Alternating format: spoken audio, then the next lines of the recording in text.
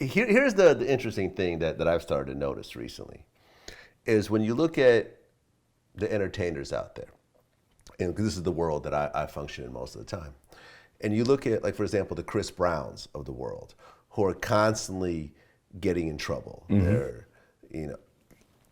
They're getting arrested, they're getting into fights, they're getting into social media wars and so forth.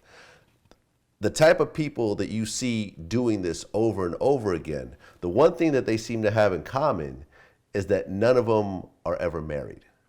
Okay. And the thing is that when you have someone in a powerful position and you don't have a wife or a very strong partner that's willing to give you their opinion with zero ulterior motives, you are going to be in a very different place than when you have a bunch of employees around you that know at any moment, if they upset you, they're fired. They're not going to give you the same level of advice, and no true success can come from one person. It always comes from a team. I agree. So you have these situations, because when you look at, for example, the Jay-Z's of the world, you look at the Ludacris's of the world, or you look at Kanye these days, they're not getting into fist fights. They're not going into these situations that are so self-harming because they have someone in their corner. Marriage calms you down. It matures you, it calms you down.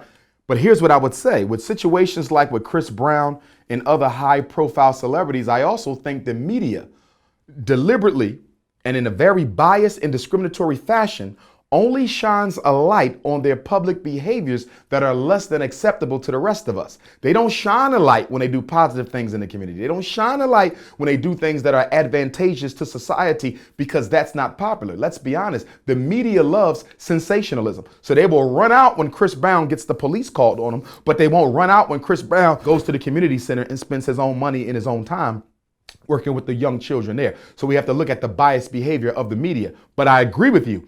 Marriage does calm you down. But if you are a high profile personality, as I am, you often have to be careful as well in your search for that queen because there's so many ulterior motives. Often women may want the package, but not the personality. So if I look at me, for example, I come across a lot of beautiful black women, excellent choices for wife.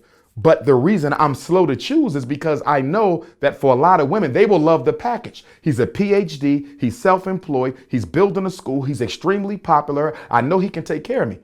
But you're not looking at the other side, that this man is walking the same path as a Marcus Garvey, as a Malcolm X, as a Medgar Evers. He might not come home tomorrow. Everything he got may be taken. Are you getting with Dr. Umar to help him achieve his mission? Or are you getting with Dr. Umar so he can help you live the American dream? So you have to be very, very careful. I always say that if I knew I would be blessed or cursed to be given this responsibility, I would have had my wife beforehand. I would have made sure I had her. If someone would have came to me and said, listen, 2009, your career is going to go to a whole nother place. You're going to be used to try to do something important for your people. I would have found a wife. It's hard to choose them now because you never know the ulterior motives. And that's just for me.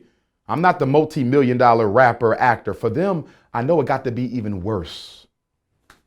Well, yeah, I mean, J. Cole married his high school sweetheart, before he ever became excellent a rapper choice, or anything else like that. Because you knew her before the fame.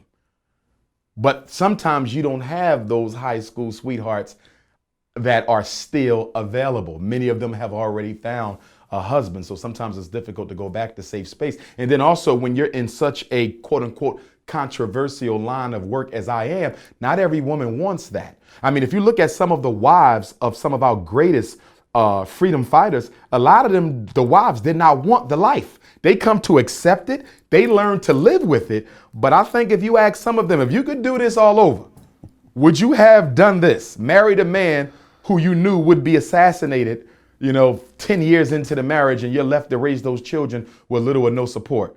I don't know if they would have went with it. So I think sometimes it has to be a calling. I think some of these women, I think Coretta Scott King, Betty Shabazz, Amy Garvey, Mrs. Evers, I think, that they were chosen by divine providence to walk with those men because it takes a special woman to walk with a man who's always walking around with that X on his chest. Well, yeah, I mean, I actually interviewed Ilyasha Shabazz, Malcolm X's daughter, recently, and she talked about My first book, Growing Up X, speaks to all of that, and it speaks mostly to the will of my mother. You know, how she managed to smile, you know, in the face of her children, but was obviously in pain, you know, behind closed doors. She had 6 babies. She raised each one of us. She sent us to the best schools that she could because she knew that education was very important. She didn't get any public grants or anything. She worked very hard to make sure that her husband's girls were properly educated, were properly self-sustaining, you know, that they were proud to be women, that they were proud to be people of the African diaspora, that they were proud to be Muslims. Going back to our earlier conversation about athletes being glorified, but not academic achievers, it's the same thing in the larger African American community. We glorify the entertainers and the athletes. We don't glorify the freedom fighters. You understand? We will spend $500 to go see someone in concert, but we won't spend that $500 to necessarily build a hospital or a factory or a distribution network. So we have to look at how we, as a community, reward those who ignore us and punish the ones who die for us. It's one of the central contradictions within our political reality. Yeah. Well, you had a situation a while back where this woman who called herself the conscious stripper, I guess, put you on blast. Like, what was that whole situation about? It's an old situation. It was a sister that I met. Okay, very beautiful. I met her down in Florida, Marcus Garvey celebration. I was the keynote. My Rastafari brothers hosted the event. Ironically, you're asking me this because I was just in Jamaica 2 weeks ago to keynote the Marcus Garvey celebration, and the same brothers brought me there. Shout out to Priest Dougie. And so I met her. I was signing books and taking pictures at the end of my lecture. I think it was Black History Month or Kwanzaa. It was 2014. And she waited by the side for me. Very beautiful woman with her son, came up after. You know, she introduced herself, said, I'm a homeschooling mom. I'm trying to start a homeschooling network. I love what you do. And I'm from Philly.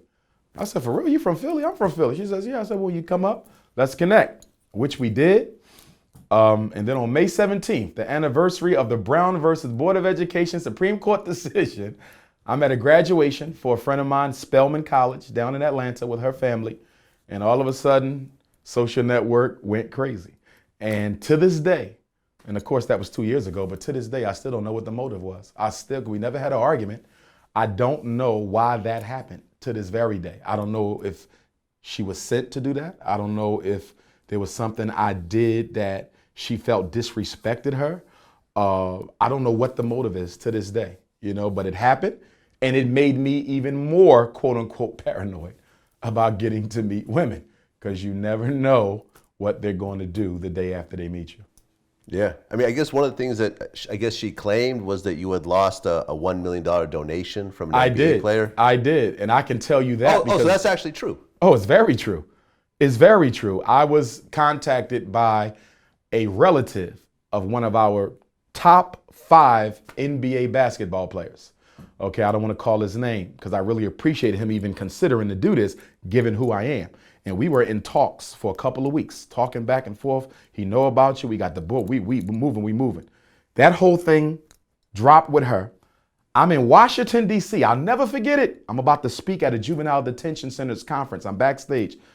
I get the email.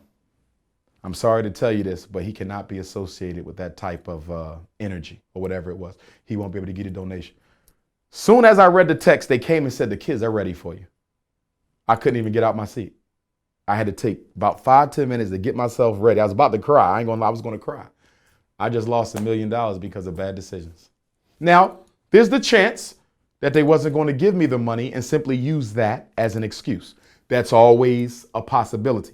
Be that as it may, the bottom line was I would have never even known if that was the truth had this never happened. So it did cost me the $1 million donation. I was this close. And that dropped right before they was going to make the decision.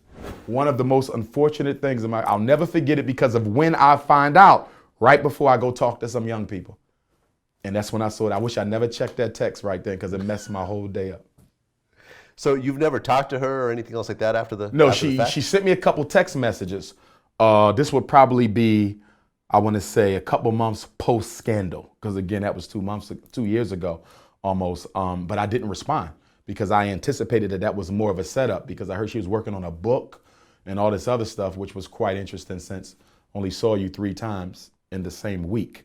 3 times in the same week. What book can you write off of 3 times in 7 to 9 days? So, but nonetheless, you know, I still hear she's out there lurking. She's still befriending people who know me. It ain't over. Oh, she's not done. I thought she was. She's not. She's done. But all I can say is I don't hold it against her. I made the bad decision. I take full responsibility for that. I just have to try to choose better. What do you think about the whole situation?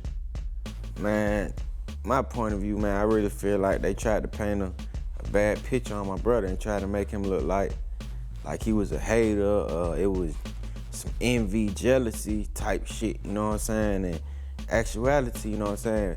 Bro been having this shit, man. He been in the condo. I got my hat on and I had my Coke bottles up under my hat. And I'm sitting at the dinner table like an asshole with the hat on, knowing she gonna tell me to take it off. And I'm just sitting there just gulping down, you know, in my zone. She said, take that goddamn hat off at the dinner table. I'm like, come on, Mom. Coke everywhere.